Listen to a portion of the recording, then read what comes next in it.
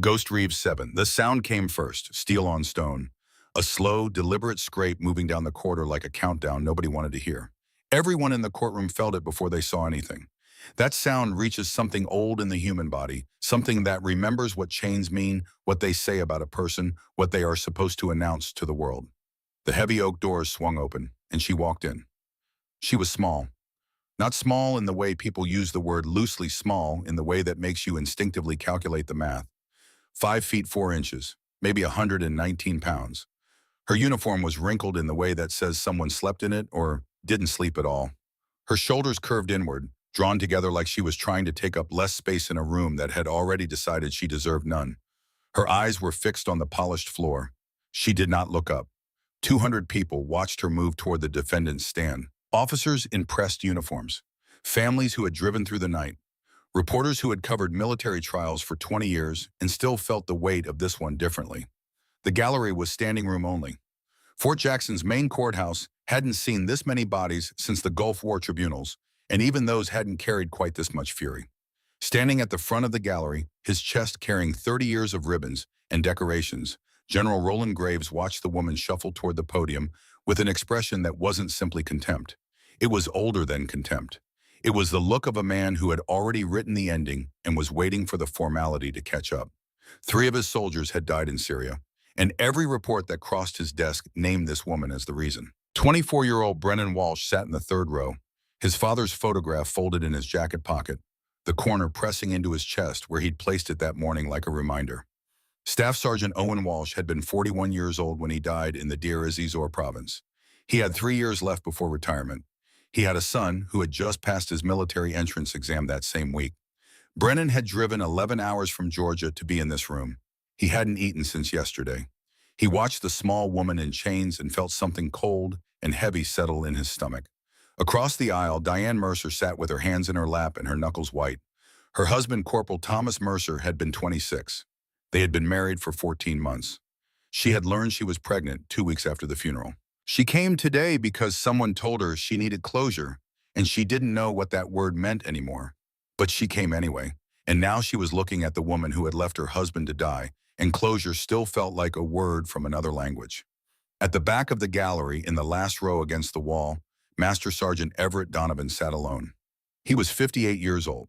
3 decades of service, most of it in places that didn't appear on the itineraries of normal people. He had fought in the Gulf and in the mountains and in the silences between conflicts that history books tend to skip over. He had trained with Delta Force before 2 reconstructed knees put him behind a desk that still somehow felt like a foxhole. He had asked to attend this trial as a personal observer. Nobody had questioned why Everett Donovan was the kind of man people didn't question.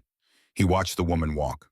Not her face, not her eyes, her feet, shoulder width apart exactly. Weight distributed with a precision that wasn't accidental. Her spine, despite the forward curve of her shoulders, carried a tension in the lower third that didn't match the posture of defeat she was performing for the room. She had practiced the slump, the eyes down, the surrendered body language. She had practiced it carefully. But some things go deeper than practice.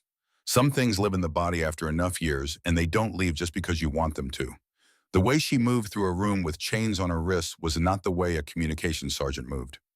Everett Donovan reached into his breast pocket and took out a small notebook. He opened it to a fresh page.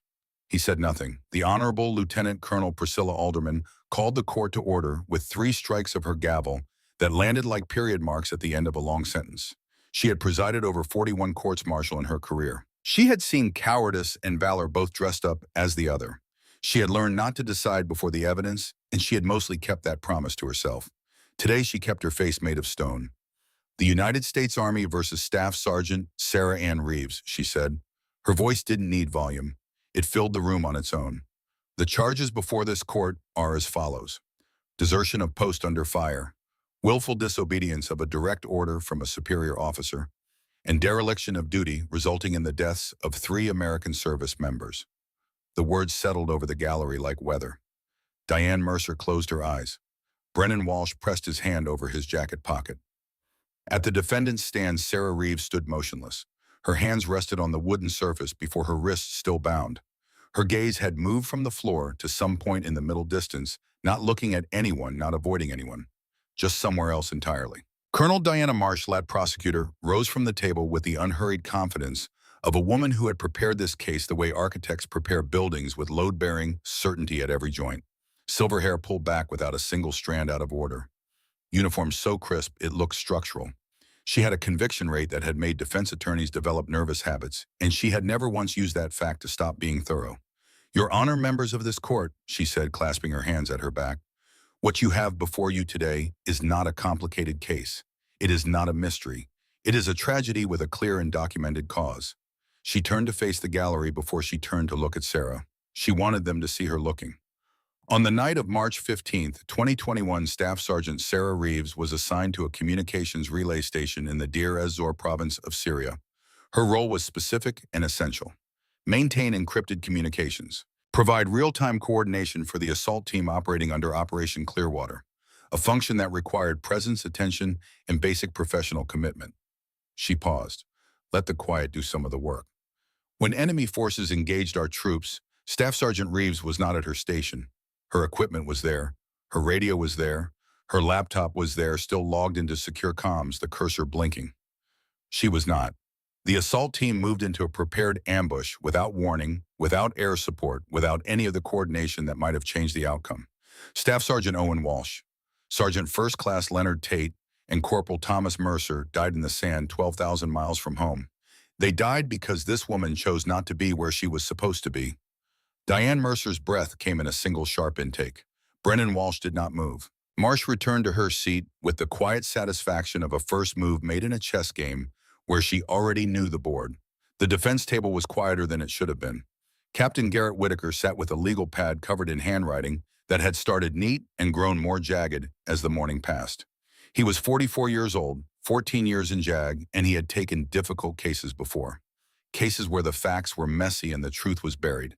He had expected this to be one of those. He had not expected this. He had been assigned to Sarah Reeves 48 hours ago. Standard procedure when the regular JAG officer was reassigned on short notice, which itself had been irregular. In those 48 hours, he had made 4 separate requests for his client's complete service record. All 4 had been denied. 3 said classification pending review.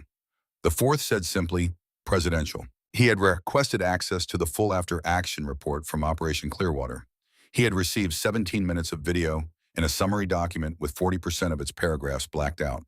He had requested the names of available witnesses. He had been given 2. In 14 years, Garrett Whitaker had never had a case handed to him already wrapped in fog this thick. When he met Sarah Reeves for the first time in a holding room with bare walls and a metal table and fluorescent light that made everyone look slightly ill, he had come prepared with questions. Organized questions moving from background to timeline to intent, the architecture of understanding a client. She had looked at him across the table with eyes so dark they were almost black, and she had spoken before he could begin. "Ask about the encrypted transmissions," she said. "Pay attention to Major Hobart, and don't ask me to testify." Then she went silent. He had pushed. Of course he had pushed. He was a trained attorney with a client facing life in a military prison. He pushed with professional urgency and personal concern, and every reasonable argument he could arrange in the brief space between her words and her silence. She did not push back. She simply stopped talking. 48 hours later, sitting at the defense table watching the prosecution finish its opening statement, Garrett Whitaker understood that he had been given the most complex case of his career with the least amount of information he had ever worked with, and that his client appeared to be either incapable of helping him or unwilling to, and that the difference between those two things mattered enormously. He rose for his opening statement with a legal pad full of notes and the settled awareness that he was building without foundation. "Your Honor, members of this court," he said, "the prosecution has given you a clean story. Simple. Cause and effect. A soldier abandons her post. 3 soldiers die. The mathematics of responsibility appear obvious." He paused. "But mathematics and truth are not always the same equation. The defense does not dispute that 3 brave Americans lost their lives on the night of March 15th, 2021. We do not dispute that Staff Sergeant Reeves left her assigned position. What we dispute is the prosecution's interpretation of why and their willingness to present a carefully selected portion of the evidence and call it complete." He glanced at Sarah. She was looking at the table. "Over the course of this trial, we will demonstrate that significant information has been withheld from this court. We will show that the picture presented by the prosecution has been deliberately framed to exclude certain facts. And we will prove that what happened in Syria that night is a great deal more complicated than we have been asked to believe. It was the weakest opening statement Garrett Whitaker had ever given. He sat down and wrote a single word in the margin of his legal pad. Why? The first recess came at 11:15. Most of the gallery stood and stretched and turned to each other with the expressions of people who had already decided. In the front row, General Graves leaned toward Major Sybil Hobart, his aide, and spoke in a low voice with his mouth barely moving. Hobart was 38, efficient in the way good staff officers always are. She anticipated needs before they were spoken and moved without being asked. She had been Graves' aide for 6 years. She nodded once at whatever he said and made a small notation in her document folder. She did not look at Sarah. Everett Donovan remained in his seat. He was looking at his notebook. On the page, he had written 3 things in the spare handwriting of a man who had spent decades writing in conditions where every letter cost something. The first line said stance, weight distribution, not comms. The second line said I sweep full room in under 1 second, entry points, threat assessment in automatic. The third line was different. It was shorter and he had drawn a small box around it the way you circle something you want to find again. It said STANDBY. He had been watching Sarah's hands during the prosecution's opening statement. Most people in the room had been watching Marsh following her movement and her gestures in the controlled theater of her argument. Donovan had been watching the defendant. Her right hand had rested on the table surface, fingers down. And during the 7 minutes of Marsh's statement, those fingers had moved. Not restlessly, not with the nervous energy of someone sitting through their own condemnation. They had moved with intention, a precise rhythmic pattern that most people in the room would see as fidgeting. Everett Donovan had learned Morse code at Fort Benning in 1986. He had not forgotten it. Dit dit dit da dit dit dit da dit da da da dash dit da dit da dit dit da dit da dit da dit. Stand by over and over in the gaps between the prosecution's sentences. Quiet, consistent, patient, stand by. Donovan looked up from the notebook and scanned the gallery with the same automatic sweep he had been watching in Sarah's eyes all morning. He did not look like a man searching for something. He looked like a man watching a room. In the last row on the right side, he found what he was looking for without knowing exactly what it was. A man in a gray suit, mid-40s, no press credentials visible, no notepad, no phone out, not looking around the room the way civilians do in unfamiliar settings, not watching the proceedings with the fixed attention of a family member, not checking his watch, just sitting, hands still, eyes forward, looking at Sarah. Donovan turned back to his notebook and wrote a 4th line. Gray suit, last row right, not family, waiting. The afternoon session brought the first real witness. Sergeant First Class Marcus Webb, Communications Specialist, Operation Clearwater, present that night, sat in the witness chair with the careful stillness of a man who had rehearsed his account several times and wasn't certain rehearsal had been enough. He was broad-shouldered, mid-30s, with the kind of face that kept its feelings mostly internal and rarely spent more than it needed to. Colonel Marsh walked him through it cleanly. He had tried to raise Sarah on the radio. No response.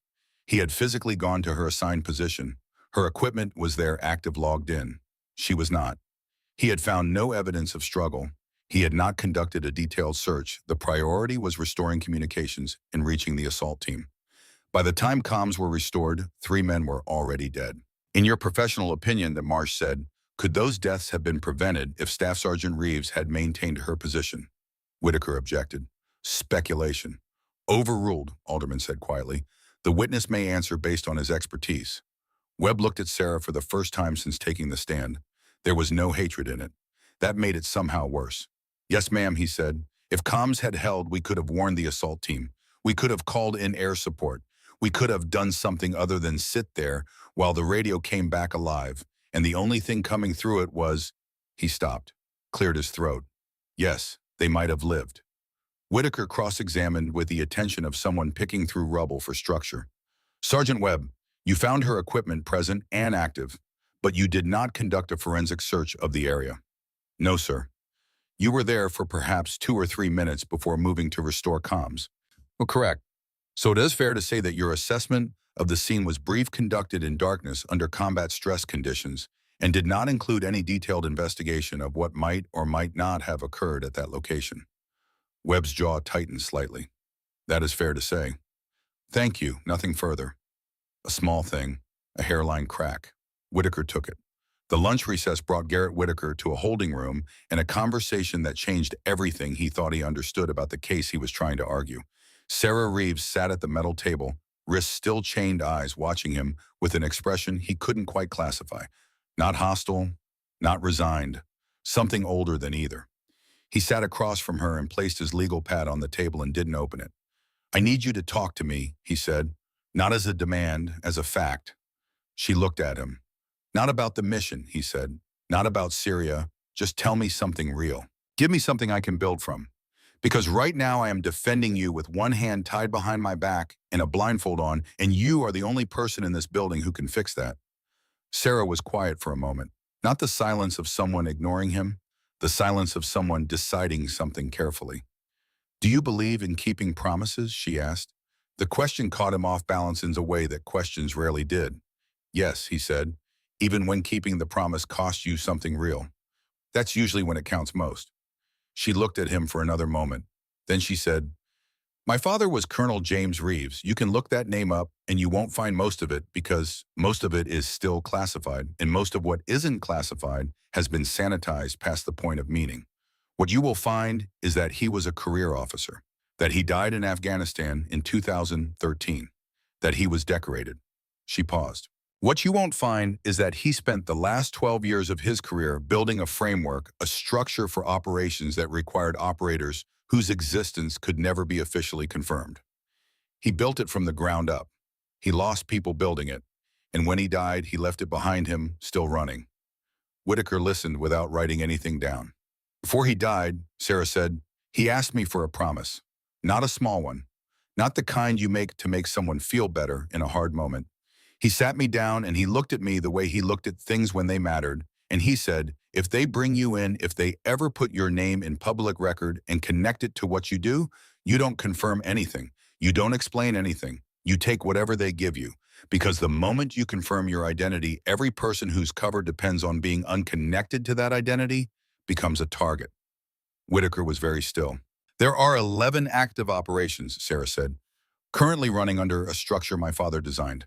11 sets of people in places where being connected to this program means death. If I stand up in that courtroom and explain who I am, those 11 operations go dark overnight. People die, not eventually, that week. The fluorescent light hummed above them. So you're protecting them, Whitaker said. I'm keeping my promise. Even if it means Leavenworth. She didn't answer that directly. She said, my mother is in Vermont. She watches the news. Right now, she thinks her daughter is a traitor who got soldiers killed. Something moved through her expression, fast controlled, but real. I haven't called her. She doesn't know. She can't know. That's part of it too. Whitaker looked at the woman across the table, this small, chained, utterly still woman who had chosen to carry this alone, and felt the shape of the case shift completely beneath him. What can you tell me? He asked. What can I use first? The encrypted transmissions, she said, and push Hollister on the source location. The math doesn't work for my position. Hollister, the communications analyst. He knows where those transmissions originated. He's been told to present a narrow portion of his findings. Make him present the rest. And Major Hobart, Sarah looked at him. Watch how she handles documents at the prosecution table. Watch her eyes when Graves speaks. Watch what she does during the technical testimony. Who is she to this? She's in a position she didn't choose, Sarah said. That matters. Whitaker wrote 2 words at the top of his legal pad. Transmissions. Hobart. He stood. At the door, he stopped and turned back. Why me? He asked. Why let them assign a JAG officer who knew nothing about this case 48 hours ago? You could have had anyone. You could have asked for someone read-in. No, someone who doesn't know the truth, Sarah said. Asking questions in a public courtroom is more credible than someone who does. The questions land differently when the person asking them genuinely doesn't have the answer yet. Whitaker stood in the doorway for a moment. Then he nodded once in the way that means more than acknowledgement. He went back into the courthouse. The afternoon session resumed with the weight of something building. General Roland Graves took the stand at 2:17 p.m., which was unusual. Generals rarely testified in courts-martial. They sent subordinates. They wrote letters. They lent their authority from a distance. But Graves had insisted, and nobody in this building was going to be the one to tell him no. He settled into the witness chair like a man who had been waiting for this seat for a long time. Every ribbon on his chest had a story. Desert Storm, Afghanistan, 2 tours in Iraq. He wore them with the ease of someone for whom those stories were the autobiography. His eyes found Sarah the moment he sat down and held. Marsh walked him through his relationship to the deceased, his oversight of Operation Clearwater, his presence in the command center on the night of March 15th, watching satellite imagery, listening to transmissions, tracking 3 of his soldiers into an ambush that should never have happened. In your professional assessment, Marsh said, what is the appropriate term for what Staff Sergeant Reeves did that night? Graves leaned forward slightly. Desertion under fire, he said, which is the most serious charge this uniform can carry, except possibly the word that comes after it, cowardice. He was looking at Sarah while he said it. She abandoned the people depending on her. She left her post. She disappeared into the dark while my soldiers died. And she has sat in this courtroom for 2 days and not said a single word in explanation. A pause. Innocent people explained themselves. The gallery stirred. Whitaker rose. Objection. The witness is offering characterization rather than testimony. Sustained, Alderman said. General, please confine your answers to direct observation. Graves settled back. His eyes hadn't moved from Sarah. When Whitaker cross-examined, he started carefully. General Graves, you referenced an after-action report from Operation Clearwater. Has that report been submitted in its entirety to this court? Graves's expression didn't shift. The relevant portions have been provided. Relevant portions selected by whom? By the appropriate classification review authority. And what level of classification are we discussing? Major Sybil Hobart answered from the prosecution table before Graves could respond, which was itself a thing, Whitaker noted. Presidential classification, Captain. The highest level of security clearance in the United States government. Whitaker turned slowly to look at her. Hobart met his gaze for exactly 1 second, then looked at her documents. Presidential classification, Whitaker said to the room, not to anyone specifically, for a staff sergeant's service record. He let that sit. Your Honor, the defense has made 4 separate requests for the complete documentation related to this case. All 4 have been denied on classification grounds. I would ask this court to note for the record that we are being asked to convict a soldier whose own service history is classified above the clearance level of her defense attorney. Alderman's expression remained controlled, but something moved behind it. The court notes the defense's concern, she said. At the back of the gallery, Everett Donovan looked up from his notebook for the first time in an hour. He looked at Sarah. She was looking at the table, but her right hand had started moving again. He tilted the notebook and wrote without looking at the page. Standby. And then for the first time she added something new to the pattern. After the standby. Slower. 3 times. Did, SRS. Serious. She wasn't telling someone to wait anymore. She was telling them the situation had escalated, that it was time to move. He looked toward the gray suit in the last row. The man hadn't moved in 2 hours, but his right hand had just reached inside his jacket, not for a weapon. The motion was too casual, too practiced. For a phone, for a device of some kind. Donovan closed his notebook and set it on the bench beside him. He looked at the ceiling for a moment the way a man looks when he is placing something in the correct category and wants to be sure he's right before acting on it. 30 years. Every dark room and forward position and mission that never made a report. He knew what he was looking at. He just didn't know yet what it was going to cost any of them before this day was done. The gavel struck. Alderman called a brief recess, and down the hall the sound of steel on stone marked the end of what everyone thought this morning had been about, and the beginning of what it actually was. Part 2. The truth bleeds through. The recess lasted 11 minutes. Not long enough for most people in the gallery to fully process what the morning had given them. Long enough for the conversations to start. Low voices, careful words. It's the tone of people who have arrived at a verdict in their own minds but aren't yet willing to say it out loud. In the corridor, 2 senior NCOs who hadn't spoken in 3 years stood side by side at the water fountain and didn't drink. In the family section, Diane Mercer sat with a woman from the Victim Support Office who kept handing her tissues she wasn't using. Garrett Whitaker stood at the window at the end of the hall with his legal pad pressed flat against his forearm and stared at the parking lot without seeing it. He was thinking about a promise. Not the legal kind. Not the oath he had taken when he was commissioned. The other kind. The kind that costs something when you keep it and costs something different when you don't. His client was sitting in a holding room 40 feet away, chain composed, and choosing to let them convict her. He went back to his table. Captain Theodore Hollister was 29 years old and had the nervous energy of someone who had been told twice this week that his testimony was routine and had twice failed to believe it. He was Signals Intelligence stationed at Fort Meade, and he had been called by the prosecution to present a narrow technical finding about communications activity during Operation Clearwater. He had prepared a narrow answer. The problem with narrow answers is that they share space with larger ones. Marsh walked him through the basics efficiently. Yes, he had analyzed signal traffic from the night of March 15, 2021. Yes, there had been a breakdown in encrypted communications that had isolated the assault team. Yes, the timing of that breakdown corresponded to the period when Staff Sergeant Reeves had left her assigned position. Clean, sequential, causal. Whitaker rose before Marsh had fully settled back into her chair. Captain Hollister, in the course of your analysis, did you identify any signal activity during the period in question that fell outside standard military encryption protocols? Hollister's hands moved slightly on the railing. Yes, sir. Describe that activity. A beat, not hesitation calculation. We identified a series of encrypted transmissions originating from within the operational area during the engagement window. The encryption signature didn't match any format in current military inventory. It appeared to be a commercial cipher architecture. Where did those transmissions originate? The signal was triangulated to a source position within the operational theater. More specifically, Hollister looked at the document in front of him, then at Marsh, then back at Whitaker, within approximately 50 meters of the forward command post. The gallery didn't react immediately. It took 3 full seconds, the time it takes for a statement like that to travel from the ears to the part of the brain that understands what it means. 50 meters of the forward command post, Whitaker said, which was during the Operation Clearwater, commanded by General Roland Graves. That is correct. And Staff Sergeant Reeves' assigned position, the communications relay station, was located where, in relation to that command post, Hollister checked his notes, though he clearly already knew the answer. Approximately 3 kilometers to the northeast.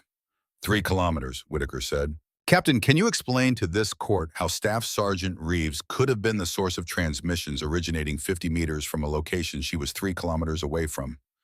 The question sat in the room like a stone dropped into still water. She couldn't have been, Hollister said quietly. The physics don't support it. From the front row, General Graves rose to his feet. His voice was controlled, but only just. This is deliberately misleading. The source of those transmissions was never fully established. The equipment was destroyed in the subsequent evacuation and, General Graves, Judge Alderman's gavel came down with the force of someone who had warned a man twice already. You are not the witness on this stand. You will sit down or you will leave this courtroom. Graves sat, his jaw worked in silence. Whitaker let the moment breathe for exactly as long as it needed to. Captain Hollister, non-standard encryption, transmitted from within 50 meters of the forward command post, during an operation that resulted in 3 American deaths. He paused. In your expert opinion, what purposes does non-standard encryption typically serve in a combat zone? Hollister's voice dropped half a register. Typically, it indicates communication with parties outside the authorized chain of command, intelligence assets, civilian contractors, or, he stopped, or a silence that had weight in it, or parties on the opposing side of the engagement.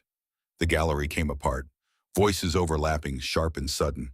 Graves was on his feet and again, despite the warning, his face the color that belongs to men who have spent 30 years certain of their position and are feeling that certainty shift beneath them. Marsh was objecting on 3 different grounds simultaneously. Judge Alderman struck the gavel 4 times before the room began to settle, and when it did, the quality of silence was entirely different from before. Something had cracked. Not broken open yet, but cracked. In the last row, the man in the gray suit had not moved, but his posture had changed in a way that only someone who knew what to look for would notice. A slight forward lean, engaged, ready. Everett Donovan saw it. He wrote 1 word in his notebook. Soon. The holding room off the main corridor was 8 feet by 10 feet with a single overhead bulb and a metal table bolted to the floor. Sergeant Colt Mullen had been assigned to defendant escort duty for 3 days, which was 2 days longer than he'd wanted. He was a large man, not just tall, but dense, the kind of physical presence that takes up more space than its dimensions explain. He had served 6 years, seen 2 deployments, and had formed his opinion about Sarah Reeves on the first morning when he'd read the charge sheet. He brought her into the holding room at the start of the afternoon recess and was rougher about it than the regulations strictly required. Not rough enough to file a complaint, just rough enough to communicate something. Sarah sat in the chair, wrists chained to the ring in the table, eyes on the wall. Technical testimony going well for you, Mullen said. She didn't answer. Doesn't matter, he said. Graves has the votes. He's had the votes since before the trial started. He moved around the table the way a man moves when he wants to feel the room rearrange around him. I've seen 100 of these. The outcome's decided before the gavel comes down. Still nothing. His frustration curdled. He reached across and grabbed her arm to pull her to her feet, an instruction he hadn't been given, but that felt in the moment like something he was entitled to. The motion was too fast, too forceful. The seam of her uniform sleeve gave along the shoulder with a sound like a decision being made. Colt Mullen stopped. His hand was still on her arm. His eyes were on her shoulder. The tattoo was not large. It didn't need to be. A black widow spider rendered in ink so dark it seemed to pull light toward it rather than reflect it, its legs curled around a number. 7. And beneath the spider in letters small enough to require closeness to read a single word. Reeves. Mullen had seen tattoos his entire military career. Unit patches, coordinates, memorial pieces for fallen soldiers. He had never seen anything like this. He released her arm before he consciously decided to do it. He took one step back. Sarah turned her head and looked at him. It was the first time in 3 days of escort duty that she had looked at him directly. He had expected many things from that look. Defiance, desperation, the various expressions of a person trying to manage a collapsing situation. He did not expect what he got. Her eyes were entirely calm, not the calm of acceptance, something colder and more deliberate, the calm of a person who has assessed a situation completely and found that nothing in it surprises her. It was the look of someone who was not a prisoner in the way he had been treating her, the look of someone for whom this room was a temporary arrangement and nothing more. The door opened. Garrett Whitaker came through it with the velocity of someone who had been moving since before the recess ended. He took in the room in a single glance, Mullen's position, Sarah's shoulder, the torn fabric, and his voice came out flat and sharp. Step away from my client, now. Mullen moved. He looked at the tattoo one more time before the fabric shifted back. Then he looked at Whitaker with an expression that contained more questions than he knew how to ask. Did you know about that? He said. Whitaker looked at the shoulder, at the dark ink visible through the torn seam. The spider, the number, the name. He had no frame for it, but the absence of frames in this case had taught him to treat what he didn't understand as significant. Stand outside, he said to Mullen. Mullen left. Whitaker sat across from Sarah and placed both hands flat on the table. He had stopped bringing the legal pad. There was no point. The tattoo, he said. Sarah looked at him. Then she said, call Harlan Briggs. Who is? He's in the courtroom. Gray suit, last row on the right. He's been there since this morning. She held his gaze. Tell him Ghost Reeves 7 has been exposed. Use those exact words. He'll know what to do.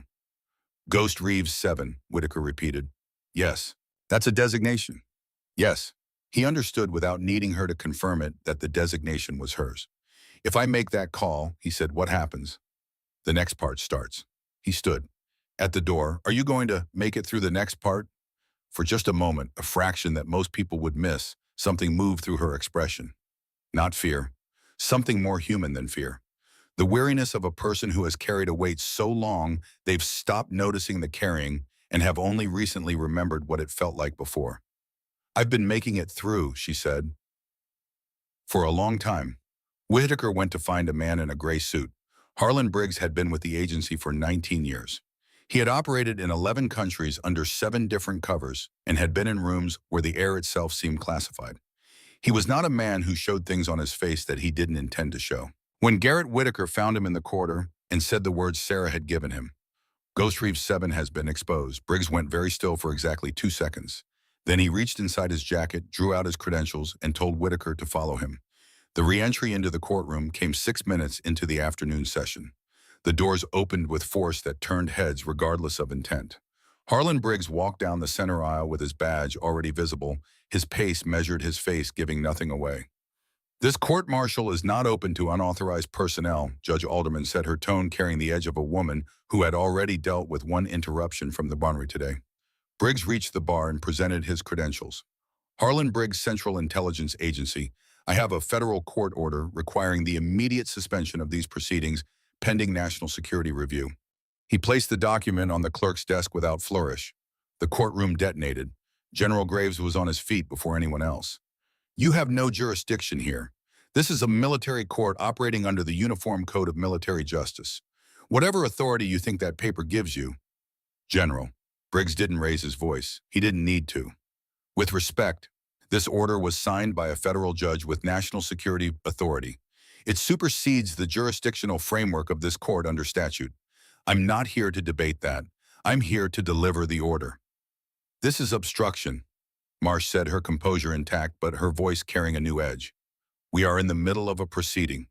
You cannot simply walk in and, I can, Colonel, and I have. Briggs turned from her and looked toward the defendant's stand. For just a moment, the room caught its breath. Sarah Reeves was looking at Briggs, and Briggs was looking at Sarah. And between them passed something that lasted less than a second and contained more information than the entire morning of testimony. A slight movement of her chin, acknowledgement, confirmation. Something between people who have operated for a long time in conditions where words are a luxury. Everett Donovan saw it from the back row and felt the last piece of what he had been assembling all morning settle into place with the quiet certainty of a lock engaging. He had been right. He had been right since the moment she walked through the door. Judge Alderman took 40 minutes to verify the document's authenticity. Graves spent those 40 minutes in the gallery with the controlled fury of a man watching something he built with 30 years of careful work begin to list. Major Sybil Hobart sat at the prosecution table and made small notations in her document folder and did not look up. The notations were not about the case. When Alderman returned, she announced that the proceedings would continue federal review notwithstanding, but that Agent Briggs would remain as an observer with standing to intervene on specific national security grounds. Briggs took a seat in the back row. 3 seats from Everett Donovan. Neither man looked at the other. Whitaker had 20 minutes with Sarah in the holding room before the session resumed. He laid it out without embellishment. The jury of officers had been listening to 3 days of prosecution testimony. The technical evidence had created doubt, but doubt without explanation was an acquittal. Without a coherent counter-narrative, without someone explaining what Sarah had actually been doing that night, the doubt would collapse under the weight of 3 flag-draped coffins in a general's certainty. They will convict you, he said, today, this afternoon. I have done everything I can do with what you've given me, and it isn't enough. I need you to tell me what happened in Syria. Sarah was looking at the wall. I need you to help me, Whitaker said. Quieter now, not the lawyer's voice, the other one. Not for the case, for yourself. The fluorescent light hummed. She turned and looked at him. What she said next was not the answer he expected. Do you know what it costs, she said, to keep a promise when the person you made it to is already gone? He waited. He died in 2013, she said. Afghanistan, I was 17. I had been in the program's pre-selection for 8 months when it happened. The people who came to tell me weren't from casualty notification. They were from a directorate that doesn't have a public name. Because he wasn't officially where he was when he was killed. Because his death was officially recorded as a training accident at Fort Bragg. She paused. He is buried with full honors at Arlington. His headstone has his name and his dates. It doesn't say what he was. It can't. Whitaker didn't move. 3 weeks before he died, he called me. We weren't supposed to have contact during pre-selection. It's not protocol, but he called anyway. He said he wanted to talk about what comes after. Not after the mission, after everything. What happens when the work is done and your name is still classified and the people you protected are still alive because you were never credited with protecting them. She looked at her hands. He said the only thing that matters in the end is whether the people we were responsible for came home, not whether anyone knows we were responsible. She was quiet for a moment. He asked me to promise that I would keep the work inside its walls, that I would never let a courtroom or a headline or even my own fear become the reason the walls came down. A pause waited with everything she had carried. I promised him, and then 3 weeks later he was gone, and the promise got heavier after that. Promises always do when the person you made them to can't release you from them. Whitaker looked at this woman, 26 years old, chained to a table in a room that smelled of institutional floor cleaner, carrying a conversation she'd had with her father 9 years ago, like a stone in her chest, and understood finally and completely what she had done. Not just in Syria. Here, in this building, in this chair. You chose this, he said. She looked at him steadily. Yes. Knowingly, deliberately, You let them bring the charges. There was no other way to put Graves in a room where he couldn't disappear. You couldn't have just reported it through channels. Something moved through her expression, not bitterness. The patience of someone who has thought about a question from every angle for 2 years. Graves had been managing his own channels for years. He had oversight connections, classification authority, and a 30-year reputation. A report through standard channels would have been buried in 72 hours, and I would have been reassigned to a desk in Guam. She paused. The only way to bring him into the open was to give him a target he thought he'd already neutralized. Me. Whitaker was very still. The evidence against him has been building through this process. Through this process and the 2 years before it, everything Briggs needs to move is already assembled. I just needed Graves in a room under oath with witnesses and a record. She met his eyes. I needed today. The door opened. Mullen, back on duty, face carefully blank. Session resumes in 4 minutes. Whitaker stood. He looked at Sarah for a long moment. I'm going to call a witness, he said. I know, Bob, she said. General Douglas Crane entered the courthouse through a side entrance at 3:44 p.m., which meant he had been in the building for some portion of the afternoon without anyone announcing his arrival. He was 63 years old, which was visible in his face but not in his movement. 31 years of command had given him the bearing of men who have spent so long in situations where their presence determined outcomes, that their presence itself has become a kind of force. He found Whitaker in the corridor and spoke for 4 minutes. Whitaker listened without interrupting. Then he went back into the courtroom and made a request of Judge Alderman that she initially declined, then reconsidered, then granted with visible reluctance. General Douglas Crane took the stand at 4:02 p.m. He did not look at Graves when he passed him. This in itself communicated something. Whitaker kept his questions simple. He had learned in this trial that simplicity was the architecture of impact. General Crane, you currently serve as commander of the Joint Special Operations Command's Special Mission Units. Is that correct? It is. In that capacity, do you have knowledge of Staff Sergeant Reeves' actual role and assignments? I do. Please describe them.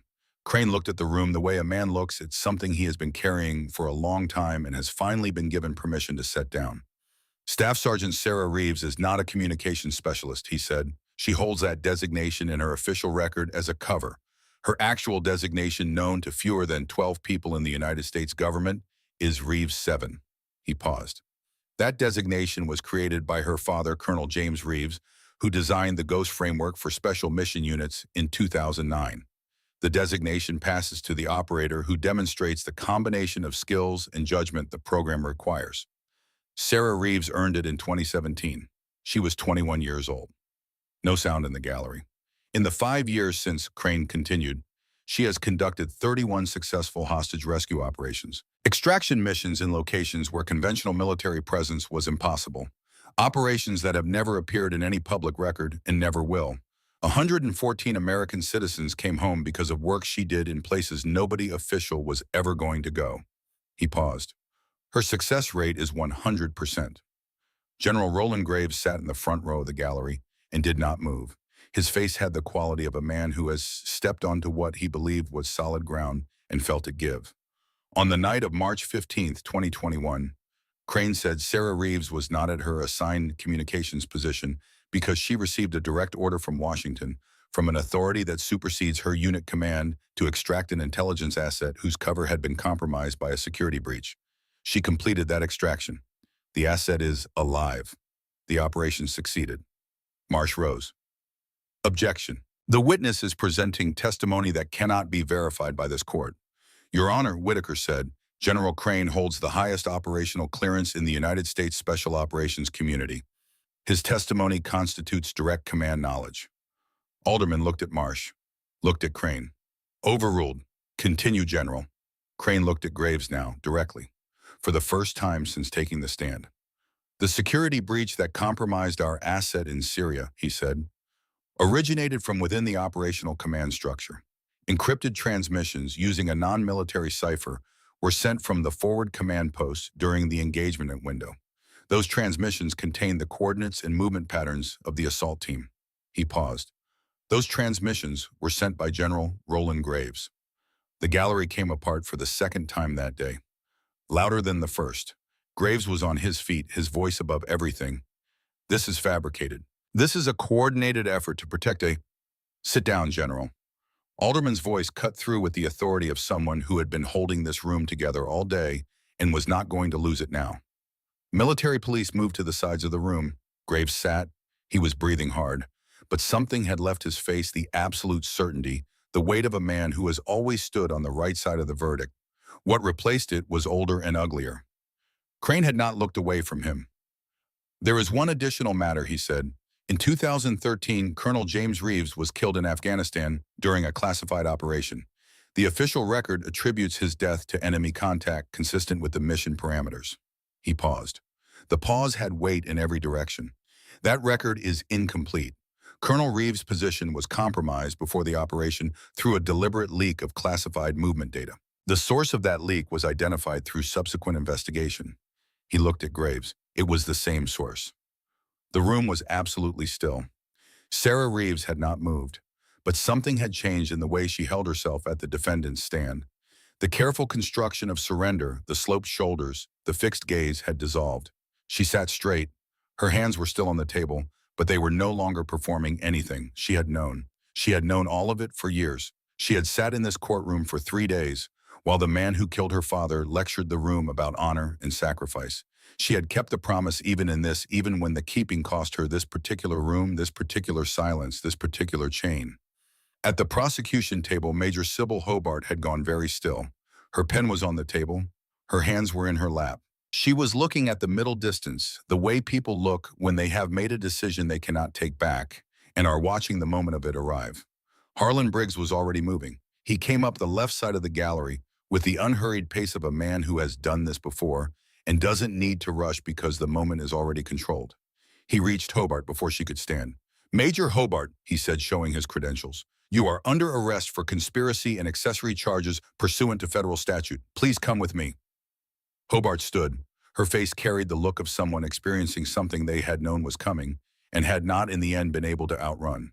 When she spoke, her voice was quiet. "He told me it was authorized," she said. "He said the orders came from above the JSOC level. I didn't." She stopped. "I should have verified." "Save it for your counsel," Briggs said and guided her toward the side door. Military police had reached Graves. He did not go quietly. There was shouting, the outraged language of a man whose entire identity has been built around a version of himself that is collapsing in real time, and it filled the courthouse corridor for half a minute before the distance swallowed it. In the silence that followed, Judge Alderman sat for a long moment with her hands flat on the bench and her eyes looking at the middle of the room where nothing was. Then she looked at Sarah. "All charges against Staff Sergeant Reeves are dismissed," she said. "Her record is to be expunged immediately and completely." She stopped, started again. Her voice had something in it that had not been there all day. "On behalf of this court and on behalf of the United States Army, I offer my deepest and most sincere apology for what you have been required to endure."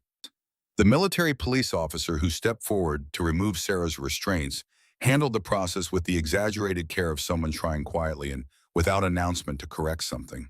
The cuffs came away. Sarah set her hands flat on the table and flexed her fingers, slowly letting the circulation return. She looked at her wrists. She did not look up for a moment. When she did, the room had changed. Veterans were standing. Not all at once, the way these things happen when they are real, one at a time, each man making his own decision without looking to see who else was doing it. An older man in the second row who had come as a family observer. A staff sergeant in dress uniform near the aisle. A retired colonel who had not worn his rank today, but whose bearing made it visible anyway. One by one they came to attention. Some raised their hands in salute. Sarah looked at them. Something moved across her face, not the controlled processing of professional composure, but something beneath that. The expression of a person who has been strong for so long, in so many directions that being actually seen is almost more than the body knows how to hold. She did not speak. She didn't need to. Everett Donovan rose from his seat in the back row. He moved through the gallery without hurry, the way a man moves when he knows where he is going and is not concerned with arrival time. He came to the front of the room and stopped 3 feet from where Sarah stood. He looked at her for a moment. Whatever he found in that look, he kept it inside in the manner of men who have spent 30 years learning that the most important things are the least spoken ones. He reached into his breast pocket. The challenge coin was worn to a near mirror finish on the edges, Delta Force insignia, carried long enough that the detail was beginning to soften into suggestion. He had been carrying it since 1999. He placed it in Sarah's palm without ceremony. without words. Then he turned and walked back down the aisle. Sarah closed her hand around the coin. Outside down the corridor, the sound of Graves contesting his escort had finally faded completely. The courtroom was very quiet. Brennan Walsh stood in the gallery, his father's photograph in both hands, and looked at the woman who had just been revealed as the shape the ghost at Raqqa had always had. Harlan Briggs came back through the side door and moved to the defense table. He set a sealed envelope in front of Sarah. She looked at it. "When you're ready," he said. She did not open it. Not yet. She left it on the table and let herself be present in the room for a moment, without chains, without performance, without the architecture of endurance she had been constructing every morning for 18 months. Just present. The envelope waited. The next chapter was already inside it. Part 3. What Ghosts Leave Behind. She stood still for a long moment after the cuffs came off. Not performing stillness. Not managing it. Just standing in the way that people stand when something that has been pressing against them for a very long time has suddenly stopped, and the body needs a moment to understand the new shape of things. Around her, the courtroom was finding its new shape too.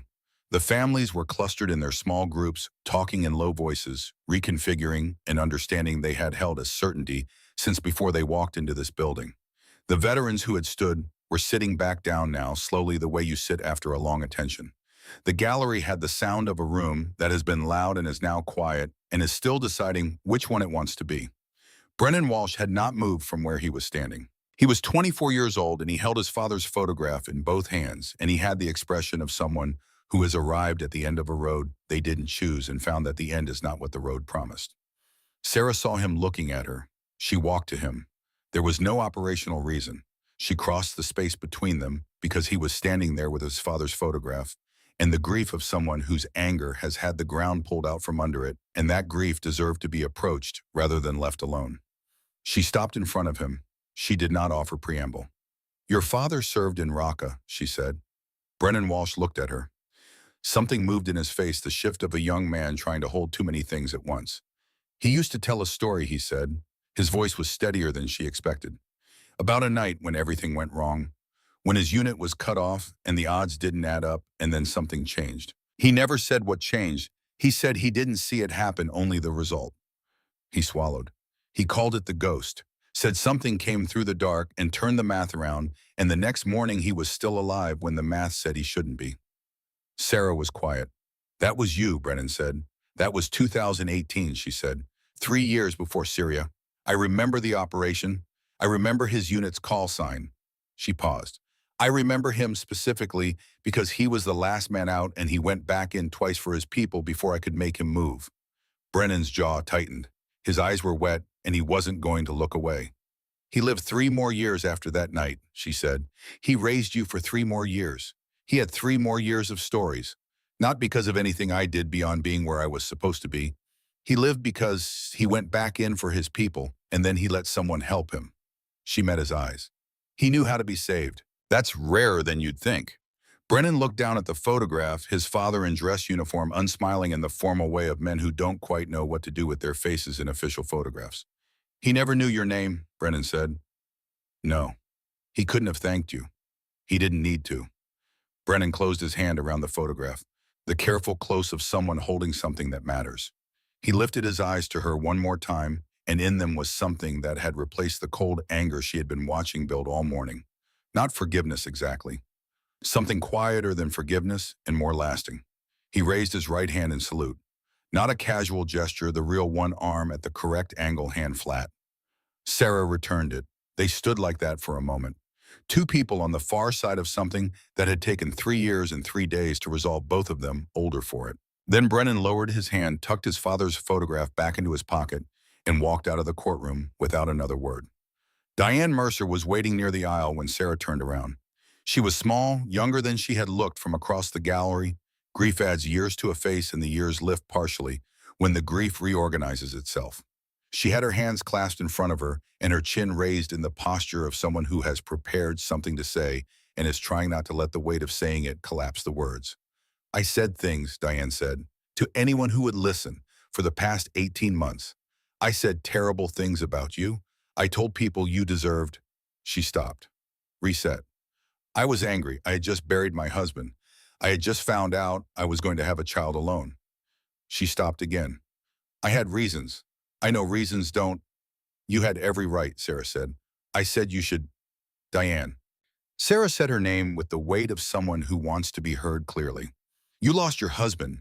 You were given a version of events that pointed at me. You responded the way a person responds when someone takes something irreplaceable from them. That is not something you need to ask forgiveness for. Diane's composure cracked along one seam. Her eyes filled. Thomas would have wanted to know the truth. He was like that. He needed things to add up. He was brave, Sarah said. In the minutes before the team lost comms, he made sure 3 other men had cover before he moved for his own position. He didn't have to do that. It wasn't the order. He just did it. Diane absorbed this, held it. The expression of receiving a piece of someone you've lost that you didn't have before. A small piece, but weight has nothing to do with size. Thank you, she said.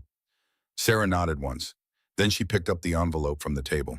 Outside Fort Jackson's afternoon had the quality of late September light, in South Carolina warm and angled, carrying the weight of air that knows something is ending. The parade ground was visible from the courthouse steps.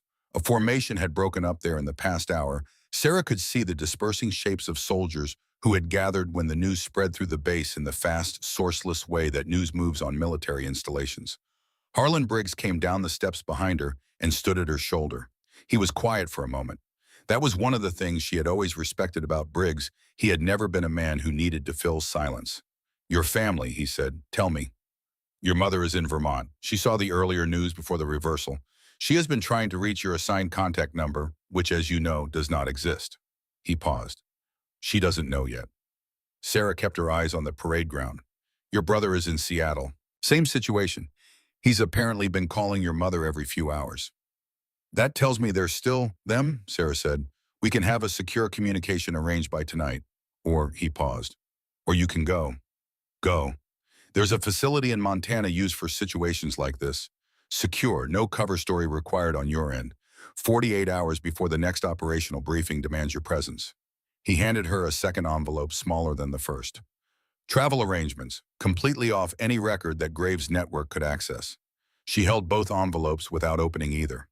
The first, the folder, the Lazarus photograph she would open on the plane. The second she opened now read in 15 seconds and put in her jacket. Has anyone told them, she asked. My family. No, we thought that should come from you. She looked at the light on the parade ground for another moment. Book it, she said. She was 37,000 feet over the Midwest when she opened the first envelope. A single photograph, 2 men shaking hands in what appeared to be the entry hall of a private residence, the kind that doesn't appear on real estate listings. One of the men was Roland Graves in civilian clothes with the ease of someone who has stepped outside his public role. The face she knew.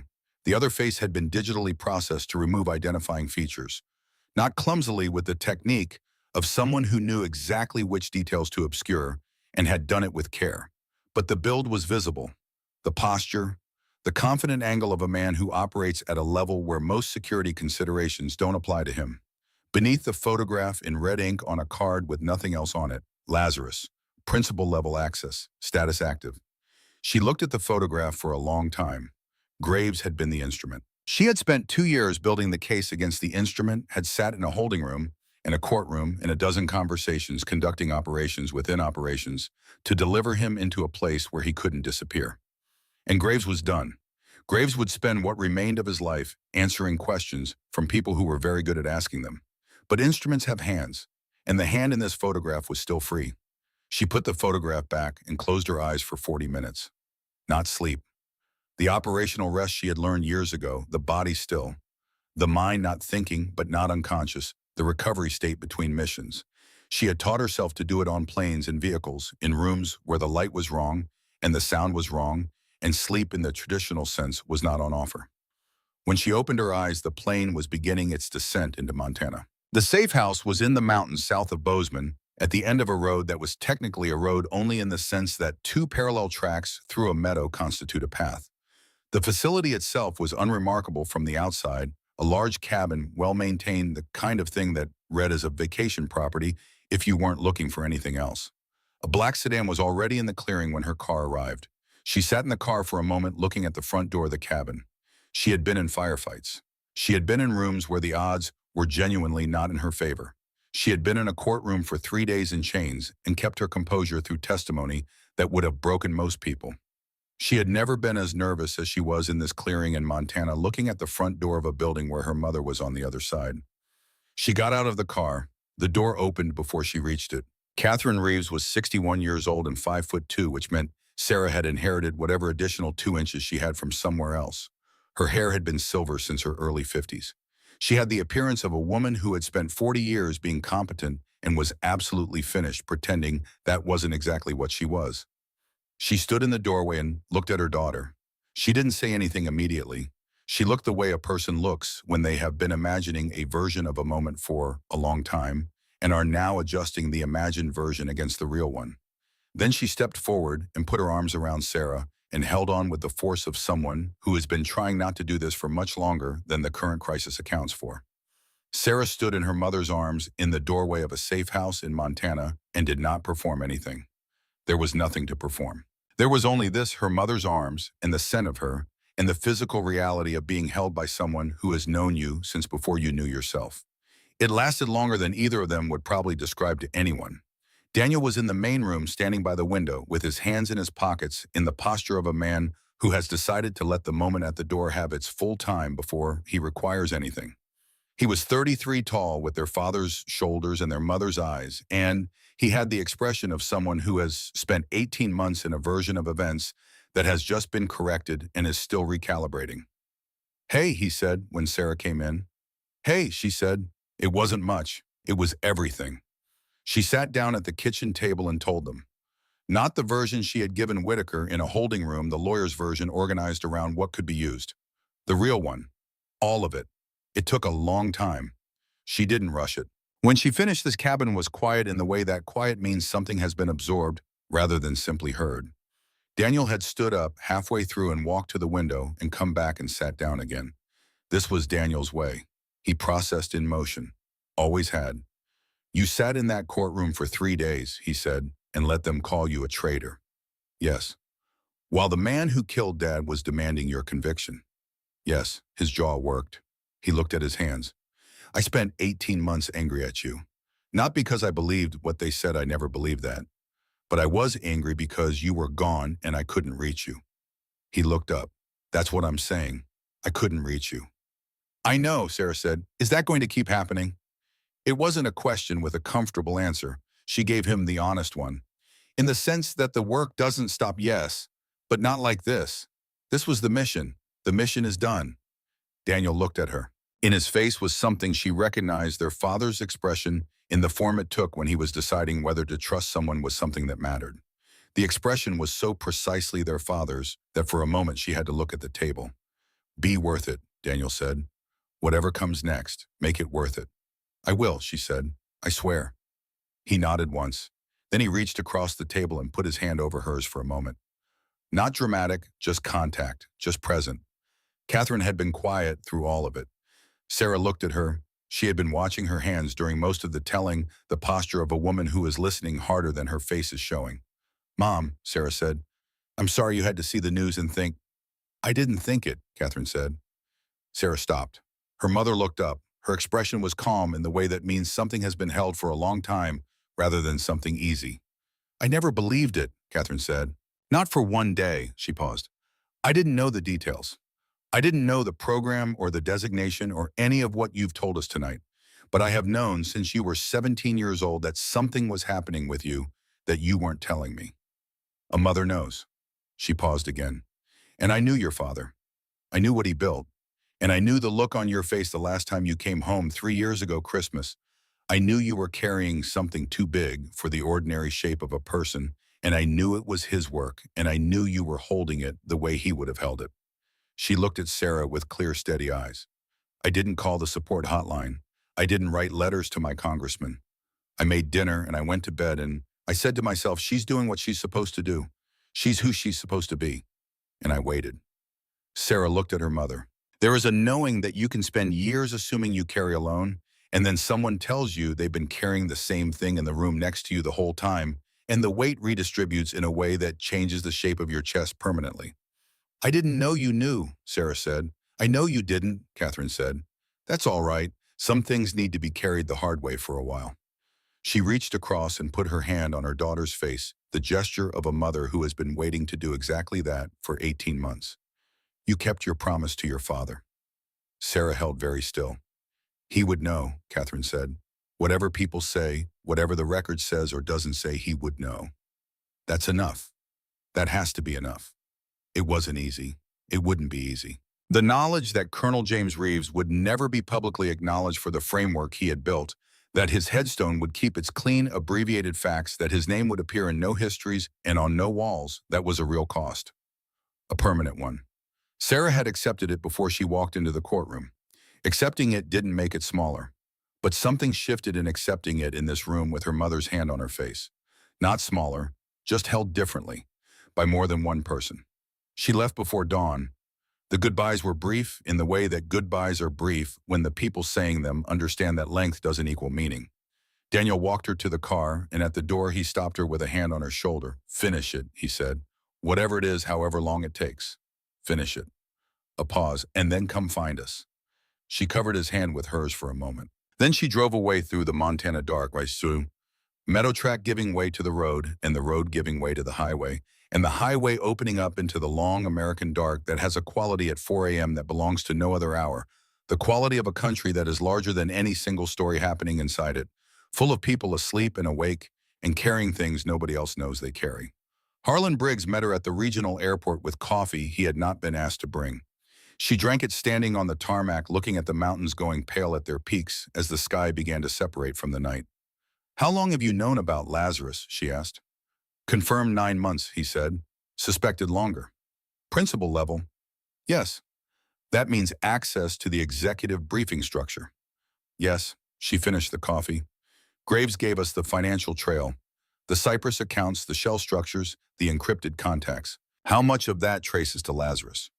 Enough to build a case that would need to be built very carefully, Briggs said, in a very specific direction, through channels that Lazarus cannot predict or access in advance. She understood what he was saying, the same architecture that had worked against Graves. You don't approach someone operating at that level from the front. You build the room around them before they know there is a room. Who else is Reed in? She asked. On Lazarus, specifically Crane, the director, and now you. She handed him the empty cup. Does he know I'm free? He will within the hour. The verdict was public. Good. She looked at the mountains. The light was changing the way it changes when it means it not gradually but with the quality of a decision being made. I want him to know. I want him thinking about it. She walked toward the plane. Fort Jackson, in the early morning, they had the quality of a place that is done being what it was yesterday and is becoming something else. The trial was over.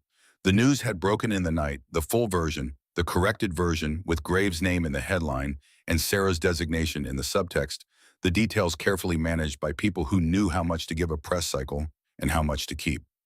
She stood on the courthouse steps one more time. She had not planned to. The car had come this way, and she had told the driver to stop, and now she stood on the steps in the early light, with her jacket collar up against the September morning, and looked at the building that had held her for 3 days in chains. She was thinking about her father. Not the abstract version, the legacy, the designation, the framework. The man, the voice on the phone when he called and wasn't supposed to. The way he laughed at himself when something came out more philosophical than he intended. The way he had of making the difficult thing feel worth doing without ever once making it sound simple. He would not appear on any wall in this city. His name would not be read at ceremonies. The people he had protected would never know his name. In the accounting the world keeps publicly, he would remain in exactly what his headstone said. A career officer, a decorated soldier, a man who died in service to his country. Everything else would remain in the rooms that don't have names. She reached into her jacket pocket and closed her hand around Donovan's challenge coin. The worn edge of it, the softened detail.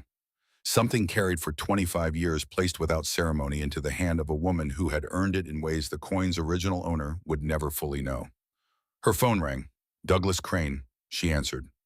Sarah, he said, Southeast Asia, asset in Kunar province, who was supposed to be on a plane 72 hours ago and isn't. Communication went dark yesterday at 1400 local. Last known position puts him in a structure flagged by NSA as a monitoring site. A pause. Your call. She looked at the courthouse one more time, the building that had called her a traitor and then a legend, inside the same week using the same evidence, read 2 different ways. The building where she had sat in chains and kept her promise and watched the truth do what truth does when you give it enough room and enough time. She thought about her father's voice on the phone. The only thing that matters in the end is whether the people we were responsible for came home. Assemble the package, she said. I'll be there in 4 hours. She walked down the steps. The September light had gone full and bright, the kind of morning that doesn't acknowledge what the night before contained. Fort Jackson was waking up around her formations, moving vehicles crossing the parade ground, the ordinary machinery of a military installation doing what it does, regardless of what any individual courtroom has decided. She crossed the parking lot. She did not look back. The coin was in her pocket. Her father was in the work. Lazarus was still out there somewhere at the level where photographs get processed and principal access gets used in ways that cost people their lives, operating with the confidence of someone who has never been in a room that closed around him. He had never met anyone like Sarah Reeves. He didn't know that yet. He would. She got in the car and the door closed and the engine turned and the courthouse got smaller in the rear window, and somewhere a file was already being opened in a room with no windows, and a mission without a name was already beginning to take the shape of the next thing that needed to be done. She opened the folder in her lap one more time, looked at the processed face in the photograph, the confident angle of a man who believed himself beyond reach. Graves had believed the same thing. She closed the folder. The car moved through Fort Jackson toward the highway, and the highway opened up ahead of it, and the country beyond was very large and very full of things that needed doing by people whose names would never appear in any public account of the doing. That had always been all right. Some people carry things because they are handed to them. Some people carry things because they looked clearly at what the work required and said yes anyway on a day when they were young enough that yes came easier than it would come later, and old enough to understand that the wait was going to be real. She had been carrying this one since the day she was 17 and made a promise to a man who had 3 weeks left to live. She was not done yet. The highway stretched out long and straight, and the morning came on behind them, and in the seat with the folder in her lap and the coin in her pocket and the work already beginning again, Sarah Reeves looked forward at the road ahead and did not look back. Not yet. Not until it was finished.